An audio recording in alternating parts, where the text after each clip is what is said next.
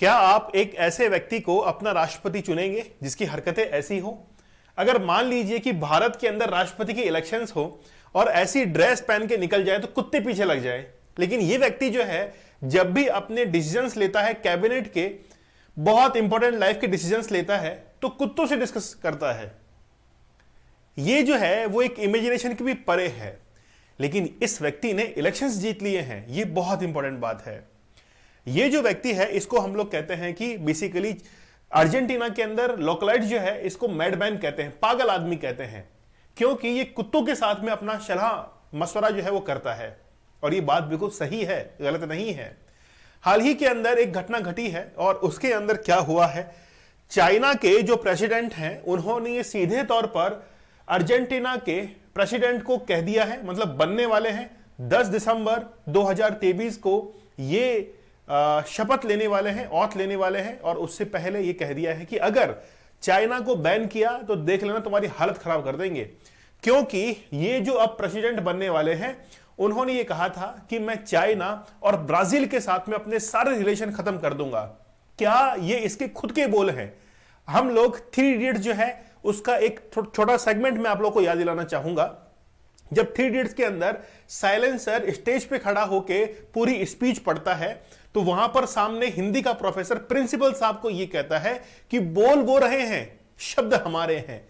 ठीक यही बात जो है वो लागू होती है इस व्यक्ति के ऊपर जो कि जश्न मना रहा है अपनी जीत का, और शब्द इसके हैं। बॉल कौन रहा है? अमेरिका बोल रहा है। ये एक ऐसा राष्ट्रपति है जो कि प्रो अमेरिकी है, पूरी बात जो है अमेरिका की मानते हैं। इसीलिए इसको कहा जाता है अर्जेंटीना के अंदर कि अर्जेंटीना का डोनाल्ड ट्रंप जो है वो यही व्यक्ति है, नाम है जेवियर मिलई। हाल ही के अंदर इलेक्शंस को जीत चुका है और ये न्यूज बहुत ज्यादा जो है वो अभी मीडिया के अंदर अभी तैर रही है कि बेसिकली इसके जो डिसीजंस हैं उसको क्रिटिसिज्म मिल रहा है, क्योंकि जैसे ही ये अगर आप तो इलेक्ट हो चुका है, लेकिन इलेक्शन होने से पहले ही अपने कैंपेन के अंदर इसने ये कहा था कि मैं जो है वो ब्राजील को और चाइना को पूरी तरीके से बैन कर दूंगा। और भी बहुत सारे डिसीजंस थे। आप लोग मानेंगे कि एक प्रेसिडेंट इस बात पर इलेक्शन जीत जाता है कि मैं अपने देश के अंदर हेल्थ मिनिस्ट्री को खत्म कर दूंगा, वुमेन्स वेलफेयर जो मिनिस्ट्री है उसको खत्म कर दूंगा, यहां पर और जो डिपार्टमेंट्स है उनको खत्म कर दूंगा, यहां तक कि देश का सेंट्रल बैंक जो है उसको भी वहां से हटा दूंगा। भारत के अंदर जो इन्फ्लेशन रेट है वो लगभग 7% के आसपास है, लेकिन अर्जेंटीना के अंदर 143% वहां पर महंगाई की दर है, इन्फ्लेशन रेट है। यही नहीं, पूरे विश्व के अंदर सबसे ज्यादा भिखारी जो पाए जाते हैं, बैगर्स, वो कहां पे हैं? अर्जेंटीना के अंदर। इसीलिए पूरे वर्ल्ड में बैगर्स कंट्री जो है वो कहते हैं अर्जेंटीना को। ये जो फोटो आप लोग देख रहे हैं, इस फोटो के अंदर ये जो महिला है ये अब आगे आने वाली सरकार के अंदर विदेश मंत्री बनने वाली है। और ये सारे बयान जो है इसके द्वारा दिए गए हैं, इनके द्वारा दिए गए हैं कि बेसिकली हम जो है वो बहुत सारे देशों को बैन करने वाले हैं, क्योंकि हमारी इकोनॉमी जो है वो ठीक नहीं चल रही है, हमारी जो करेंसी है वो डॉलर के मुकाबले पूरी तरीके से टूट चुकी है। चलिए डिस्कस करते हैं कि आखिरकार इनके द्वारा ऐसा क्यों कहा गया है और आखिरकार इसमें चाइना का क्या रोल है। देखिए बेसिकली हम लोग बात करें शुरुआती दौर के अंदर, यानी कि वर्ल्ड वॉर से पहले या फर्स्ट वर्ल्ड वॉर से पहले की बात करें तो अमेरिका चाइना को सपोर्ट करता था। अमेरिका चाइना को फंड करता था ताकि वो रशिया को जो है वो वहां पर क्या कर सके, उसको परेशान कर सके। लेकिन धीरे धीरे क्या हुआ कि जब रशिया जो है वो डोमिनेट करने लगा तो चाइना जो है उसके साथ में जाके खड़ा हो गया और अमेरिका जो है वो अलग से एक कैपिटलिस्ट कंट्री जो है उसका हेड बन गया। हाल ही के अंदर क्या हुआ है कि China is ready to work with Argentina to keep relations on a steady course. मतलब चाइना जो है रिलेशन रखना चाहता है, लेकिन अर्जेंटीना ने इनकार कर दिया है कि हम जो है आपसे कोई भी रिलेशन नहीं रखना चाहते हैं, क्योंकि अर्जेंटीना के जो प्रेसिडेंट इलेक्ट हुए हैं जेवियर मिलई, उन्होंने क्रिटिसाइज किया है चाइना को और ब्राजील को और यह कह दिया है कि हम आपके साथ में कोई भी रिलेशन जो है वो नहीं रखना चाहते हैं। कारण क्या है? कारण जानने की कोशिश करते हैं। पूरे विश्व पटल पर, वर्ल्ड मैप पर अगर हम लोग देखें तो यहां पर आप लोग देखेंगे कि अर्जेंटीना जो है वो साउथ अमेरिका का एक कंट्री है। साउथ अमेरिका के अंदर ये हमेशा बहुत सारे विवादों के अंदर घिरा रहता है, लेकिन वैसे अर्जेंटीना जो है अपने मिनरल्स के लिए काफी फेमस है। अर्जेंटीना के अंदर मिनरल्स काफी सारे होते हैं, उस चीज के लिए काफी फेमस है, लेकिन अर्जेंटीना अपने विवादों के कारण काफी घिरा रहता है। और विवाद इस बात पर होता है कि उसकी करेंसी, उसकी इकोनॉमी काफी डाउन रहती है। यह मान के चलिए कि पाकिस्तान से भी बहुत ज्यादा डाउनफॉल पर रहती है। ठीक है। अगर हम लोग ब्राजील में यहां पर लोकेशन देखें तो एंडीज जो माउंटेन रेंज है वो भी अर्जेंटीना के अंतर्गत आती है, और इसने कहा है कि हम लोग ब्राजील के साथ में कोई भी रिलेशन जो है वो नहीं रखेंगे, हम लोग चाइना के साथ में कोई भी रिलेशन जो है नहीं रखेंगे, क्योंकि यहां पर अमेरिका के प्रो अमेरिकन जो है वो सरकार बनने वाली है।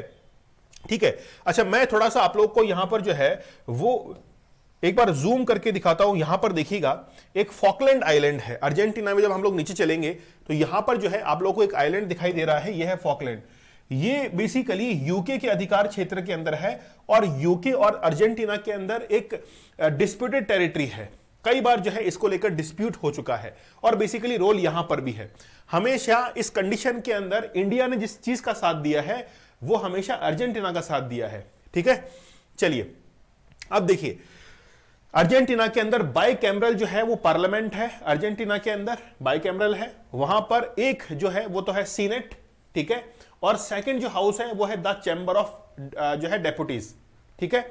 अब यहां पर सीनेट जो है और द चैम्बर ऑफ डेपुटीज है, ये तो है लोअर हाउस और ये है अपर हाउस।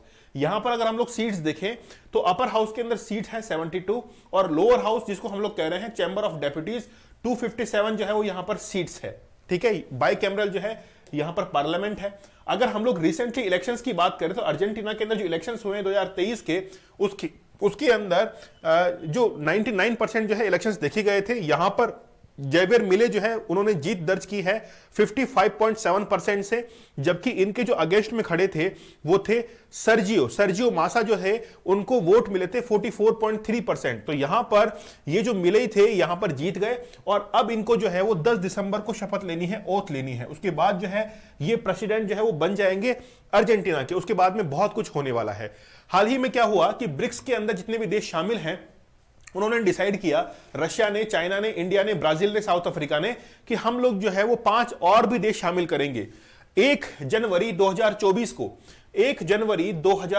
को इनकी जो है इनको शामिल किया जाना था, मतलब जिसके अंदर अर्जेंटीना भी शामिल था। तो ब्रिक्स ने डिसाइड किया था कि हम लोग इसको भी शामिल करेंगे, लेकिन उससे पहले ही अर्जेंटीना ये बवाल जो है वो खड़ा कर दिया है। अब जो है हो सकता है कि ब्रिक्स कंट्रीज के अंदर ये अर्जेंटीना जो है वो शामिल ना हो। जब अर्जेंटीना के प्रेसिडेंट इलेक्शन कैंपेन कर रहे थे उस समय उन्होंने कई वादे किए कि अर्जेंटीना में गन लॉ, यानी कि जो बंदूक रखते हैं, यानी बंदूक रखने के कानून को वो लचीला बना देंगे। मतलब इन वादों को करके ये जो है इलेक्शन जीत जाते हैं। तो यहां पर देखिए, मतलब हर कोई अर्जेंटीना का व्यक्ति जो है वो गन आसानी से रख पाएगा, लाइसेंस लेना बहुत इजी हो जाएगा। तो आप लोग देख सकते हैं कि क्राइम का रेट जो है वो अर्जेंटीना के अंदर कितना बढ़ सकता है इस चीज को लेकर। फिर देखिए, देश में 2020 में गर्भपात कानून को मंजूरी दी गई थी, वो इसे भी खत्म कर देंगे। मतलब हर कोई जो है वो आसानी से गर्भपात करवा सकेगा, और जितने भी ह्यूमन ऑर्गन्स हैं इनकी खरीद फरोख्त जो है वो आसानी से कर पाएगा। ये इसके फेवर में है। फिर कहते हैं कि जेवियर वेलफेयर स्कीम्स पर खर्च होने वाले पैसे में बड़ी कटौती करेंगे। मतलब सोशल वेलफेयर पर, समाज की भलाई के लिए जो पैसे खर्च होते हैं उसके अंदर वो कटौती कर देंगे। Culture, women, health, education ministry बंद करना भी उनके चुनावी वादों के अंदर एक शामिल था। मतलब ये सारी मिनिस्ट्री बंद हो जाएंगी। फिर क्या सरकार चलेगी किससे? फिर देखिए, ब्यूरोक्रेसी में भी वो बहुत बड़ी जो है कमी का वादा कर चुके हैं। उनके हिसाब से देश के विकास के लिए फिजूल खर्ची रोकना बहुत ज्यादा जरूरी है। वो ये कह रहे हैं कि हम लोग जो है इस देश के अंदर सेंट्रल बैंक को बंद कर देंगे, ये सारे मंत्रालय जो है मिनिस्ट्री वो बंद कर देंगे, यहां तक कि जितने भी गवर्नमेंट ऑफिसर्स बड़े बड़े ओहदे पे काम करते हैं जो कि मोटी सैलरी लेते हैं उनको भी हम लोग जॉब से हटा देंगे। साथ में उनका देश ब्रिक्स संगठन में शामिल नहीं होगा। यह अनाउंस कर दिया कि हम लोग ब्रिक्स में शामिल होने के लिए कोई इंटरेस्टेड नहीं है, क्योंकि 1 जनवरी को इनकी सदस्यता मिलने जा रही थी, हम उसमें इंटरेस्टेड नहीं है। साथ में चीन और ब्राजील से रिश्ते खत्म किए जाएंगे, ये इन्होंने जो है वो अपने चुनावी वादों के अंदर अनाउंस किया था। तो इतने सारे वादे और इतने अजीबोगरीब वादे, किसका हाथ है? यूएसए का हाथ है। क्योंकि यूएसए जिस चाल को चलता है वो ये है कि हम जो है वो अपने आप को सुपीरियर दिखाने के लिए किसी दूसरे को पीछे धकेल देंगे, तो हम लोग ऑटोमेटिक जो है आगे खड़े रहेंगे। भाई आप जो है किसी रेस को कब जीत सकते हैं? कब जीत सकते हैं? जब दूसरे को पीछे की तरफ धकेल दे। या तो आपके अंदर ये पोटेंशियल हो कि खुद आगे निकल जाए, या फिर आप अपने पोटेंशियल को बढ़ा नहीं पा रहे हैं तो दूसरे को पीछे धकेल दीजिए, आप ऑटोमेटिक आगे हो जाएंगे। ठीक है। चलिए देखिए, अर्जेंटीना का जो मेन एक्सपोर्ट है चाइना के लिए वो सोयाबीन्स के लिए होता है, ऑयल सीड्स के लिए होता है, और उनके डेरिवेटिव्स के लिए चाइना को जो है वो एक्सपोर्ट करता है अर्जेंटीना। जबकि चाइना और अर्जेंटीना के बीच में जो व्यापार है वो लगभग, यहां पर आप लोग देख सकते हैं कि 12.6 बिलियन डॉलर जो है वो यहां पर एक्सपोर्ट करता है चाइना, ठीक है। मेन जो है trading, one of the major trading partners of Argentina है, ठीक है। अर्जेंटीना के लिए चाइना जो है बहुत इंपॉर्टेंट है। इसके साथ में ही द मैन प्रोडक्ट जो है main products that China export to Argentina are computers, broadcasting equipment, other जो है ऑर्गेनो इनऑर्गेनिक कंपाउंड जो है वो वहां पर सेंड किए जाते हैं। मतलब चाइना जो है वो अर्जेंटीना को एक्सपोर्ट करता है और अर्जेंटीना से बहुत सारे गुड्स जो है वो कहां पे आते हैं, चाइना के अंदर भी आते हैं। मतलब इनका व्यापार जो है काफी अच्छा है, लेकिन बात यह है कि इसके पीछे जो काम कर रहा है वो इसके अंदर अहम रोल अदा कर रहा है। पूरी कहानी जो है आप लोगों को समझ में आ चुकी होगी कि डोनाल्ड ट्रंप, या फिर हम लोग कहें कि अर्जेंटीना का डोनाल्ड ट्रंप जो है, इस व्यक्ति को कहा जा रहा है पूरा का पूरा अमेरिका का ये साथ देता है, ठीक है। चलिए, आप लोग हमारे साइकोलॉजी कोर्स के साथ में जुड़ सकते हैं। यहां पर आप लोगों के लिए, यानी कि जितने भी लोग हैं सभी एज ग्रुप के हैं, अगर वो बहुत अच्छे से पढ़ाई करना चाहते हैं, किसी भी बुक को पढ़ना चाहते हैं, तो पढ़ने के एक नए तरीके के साथ में जो है आप लोग को इंट्रोड्यूस करवाया जाएगा।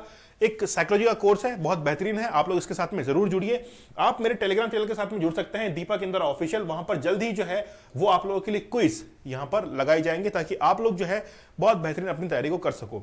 मिलते हैं आप लोगों से अगले सेशन में, तब तक धन्यवाद, थैंक यू, जय हिंद।